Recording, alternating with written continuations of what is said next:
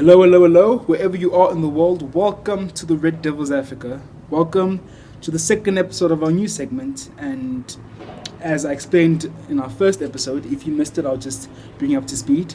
In this one, we're going to move away from United a bit. We're going to move away from solely focusing on United and just talk football. Whatever's buzzing in the football universe, we will cover on the show. And the football universe has been buzzing because we recently learned football is coming back, and I am pumped. I am super excited for football, more specifically Premier League, which will be returning on the 17th of June, and La Liga as well on the 11th. La Liga maybe not so exciting, but it's still a good league, and this show will be themed, La Liga themed. We won't talk necessarily about the title race like we did. About the title race like we did last week with the Bundesliga, but we will be, because to be honest, the title race this season has been quite crap. It has been horrible. Like, we've seen Barcelona at the top of the table at the moment, but they've been a shadow of their former self. Defensively, they've been crap. They've lost so many games. They play really poor football. So, yeah, that's been depressing to watch. And Madrid, who seemed like they had something going at a point. Seemed like they were playing a really good defensive style and maybe making defensive football fashionable again. But the Champions League came back and they got distracted, as Madrid gets distracted when the Champions League comes. Which is sad because they still lost to Man City. But anyway, let's not go there. So the title race has been pretty poor. So on the show, we're going to move away from that and just focus specifically on Barcelona and Real Madrid. So let's get to it. Real Madrid and Barcelona. Los Blancos and Catalans. Massive clubs. Two massive clubs. For the last decade, you can say the clubs. I remember there was a period between 2015 and 2019 where all the Champions League titles were run by either Barcelona or Madrid. Yes, Barcelona only got one in that, but still, it just goes to show the Spanish dominance over the last decade. But they've kind of fallen off that in the last few years, and it's a question I'm going to put to you. I'm going to analyze why that's happened, and I'm going to analyze who of these two teams will be the first to once again lift the Champions League trophy. And it's another question you guys can help me out with in the comment section.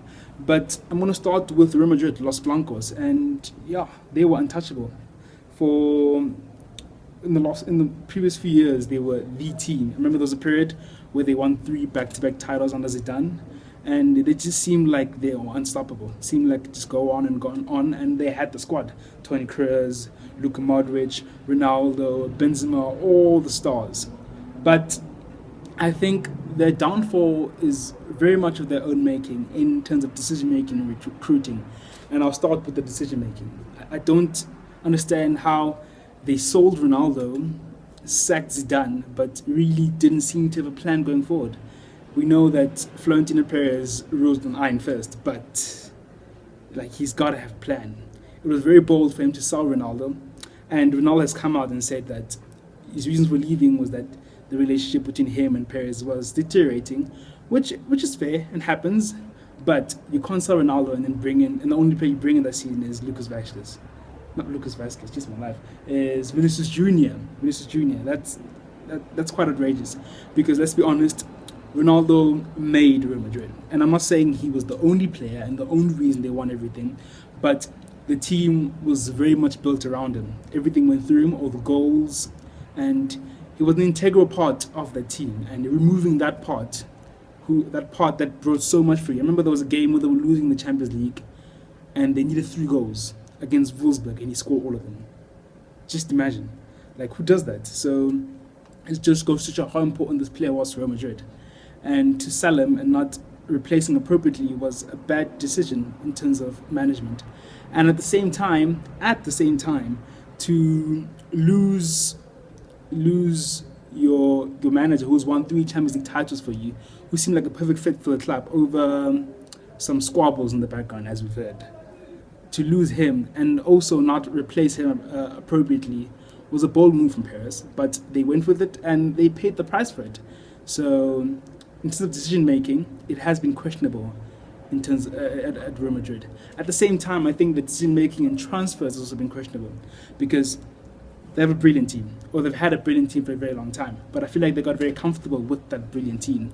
because it was an aging team, and all good things come to an end. And Toni Kroos is going to get old, Modric is going to get old, Benzema, all these players, they are all either approaching 30 or in their 30s. And I feel like they didn't buy appropriately. They got comfortable in all the glory, and they didn't invest enough for the future. Because they were buying players, but they were really buying fringe players, players who maybe help make the squad better, but you don't really see a future in them, which is strange because they've always advocated this galactical policy, buying stars, and they kind of moved away from that for a very long time. So it kind of hindered their future success. So I feel like a lot of it was their own doing. I think the Galactica policy can work. It can work, but you have to do it appropriately. I think there's a lot of people in football who are against it, who think so much money shouldn't be in football, but hey, what can we do about that? And if you want to look for a positive, having so much money in football allows us to see teams that play football at the highest level. And we'd probably still have good football if football was regulated in a different way, but it probably wouldn't be as top class as it is. I don't know, but I have no problem with it. And I think the Galactica policy can work, but you have to do it consistently. You have to do it consistently. If you're going to commit to buying players and not developing a youth academy, which I think they flirted with a bit, but they never did it properly. If you're going to commit to buying players, not developing a youth academy, you have to keep buying players, and players of quality. And I'd like to think Madrid have enough money to do that, but they didn't. And now they're paying the price for that. So I think a lot of it is down to their own making. Then we have Barcelona. Oh my gosh. Like, there's so much wrong with this team. And it pains me to say that because they're my team. I support Barcelona. I support United and Barcelona, just to let you guys know. And it pains me so much because they're my team. But the decision making at Barcelona the last few years has been horrendous. Like, ever since I can't pronounce his name, but ever since the current president came in 2014, it's just been shambles. Absolute shambles. Yes, he came in 2014 and we won the Champions League. And he brought in Neymar. No, did he even bring Neymar? He didn't bring in Neymar. Neymar was already there, so he didn't bring in Neymar. Neymar's gone anyway. He lost Neymar. He found Neymar at the club and sold Neymar. So yeah, just as a start. He lost Neymar, but at least he brought in Suarez, he brought in Rakitic, he brought in Ter Stegen, who I think are his only good signings. The rest have been shambles. Like, let's just analyze them for a sec. Arda Turan. Yes, I think he is a player, he was the right player. But ironically enough, when we did sign him, they were going on about how it's just a gift to Luis Enrique, and basically saying it's not, or not say basically, but indirectly saying that it's not part of the future of the plan. What the heck? Planning for the future, but it was rather a gift for Coach Luis Enrique, which was odd because when you look at Arda Turan, he was the player of the Xavi making, of the Iniesta making, so it seemed like a good signing, but they just never played him. They actually ruined the guy's career. If you want to know on that, just research Arda Turan. Just search Arda Turan on YouTube, and the things you'll find are extraordinary. But I don't want to go too much on that. And then they spent over 100 million on a player with a horrendous injury record in Ousmane Dembele. Like, what? You take the money, or the money you got from Neymar, a player who you thought of as your future, and then you invest and you make a risky investment with it. I don't know how that makes sense. Ousmane Dembele has played for Barcelona here and there and has shown glimpses that he can be a world-class player. But, geez, my life, his injury record is horrible. And then, who else? There's a lot of signings. Coutinho also doesn't make sense. Good player, but where does he fit? That's another problem they have. They seem to sign players who don't really fit in how they play, which goes against planning and playing style, which I'll get to that. But they sign Coutinho, they play him on the wing, they try to play him in the midfield, and it doesn't work because he's not the type of 10 that a Barcelona team that wants to play a tiki-taka playing style should have. And then the biggest of them all, they once again spent over 100 million on Antoine Griezmann. Like, brilliant player, but like, where are you going to play him? Because we've seen at Atletico Madrid in France, Griezmann is very good at playing at the false nine, playing a little deep as a 10, or playing in a 2 up front. And Barcelona don't do that. They don't play those type of styles. And this player has come here, and it was his dream move. So I understand him going to the club without certainty of how it's going to work, because it was his dream move. So we would all make that mistake. But like, they've messed up. They don't have messed it up, and there's still a good chance to revive the signing, but it just hasn't worked so far. He hasn't been the same player he has at France. He hasn't been the same player he was at Atletico Madrid, and it was just a horrible signing. In terms of numbers, Barcelona have spent €1 billion, €1 billion ever since the current president came in. And I don't know about you, but I don't know where that money went. I have no idea where that money went. And in that squad, I see a lot of players who were there before the president came in. So where did €1 billion go? They're the highest spenders. I read an article about it a few days ago. They're the highest spenders since the president came in Europe. Since 2014, Barcelona are the highest spenders. So that's just shocking. Where did the money go? They invested in a lot of fringe players, which it's never really been a Barcelona type of thing. Barcelona usually invest heavily in the academy and then buy a really, really good player like a Neymar, who was probably the last of that kind, or Suarez maybe. So yeah, it just didn't make sense. I want to know where the money's gone. Who has this money been invested in, and why aren't you seeing it on the pitch? On the pitch, we're seeing a lot of aging players. We're seeing Luis Suarez, who is a good striker, still top class, but we're only now thinking of replacing him. And maybe we're trying that with Griezmann, but then I don't know. I just don't get it. Busquets is another one who we'll get to that actually. Busquets, Jordi Alba, a lot of aging players, and academy-wise, they've always invested a lot in the academy of Barcelona. But now, since in the previous years, they don't really give the academy players a chance. You don't really see them playing in the first team anymore, which was the ethos of the club. To sum it all up, really, it's like this club has really lost its identity. It's always been about the unity they have in the club, the decision making they make, and how well thought out they are, and they've completely lost that. The club has completely lost itself. There's a lot of finger pointing in the club. Messi now standing up for the team because he wants to do well, and you can see that enough is enough. So it's been shambles. And then when you get to the playing style, another problem, there's no vision. So Luis Enrique came in a few years ago and he did well, but he was playing a counter-attacking style. He didn't like that. But go out and buy a manager who will do that. And they bring in Ernesto Valverde, who has never ever played that Cruyff tic-tac style of football, but they bring him in to try to play that. And because of this bad decision making in terms of tactics, like, we look nothing like the team under Pep Guardiola. And we've been going on about keeping that, but we're not really exercising that in our decision making. So it just doesn't make sense. Recently, I forgot our coach's name. Oh my gosh. But recently the manager's come in. Yes, he is of that mold. He does play the playing style, but a little too late. So yeah, decision making of Barcelona has been a serious problem. So I think you can get from my frustration when it comes to Barcelona. I do not think that we'll be winning the Champions League anytime soon. I think there's so much that needs to change at the club before that happens. In terms of hierarchy, I think there's a power struggle. I think that needs to be solved. I don't want to get too much into that.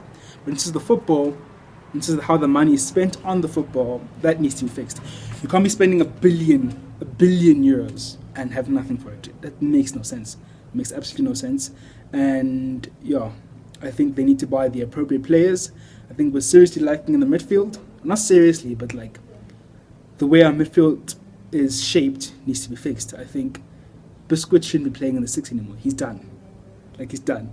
I don't like to write out players like that, but maybe at that level, or maybe at Barcelona, he's done. He must go play for Inter. You know they love their old players. But we bought De Jong to play there. We must play him there.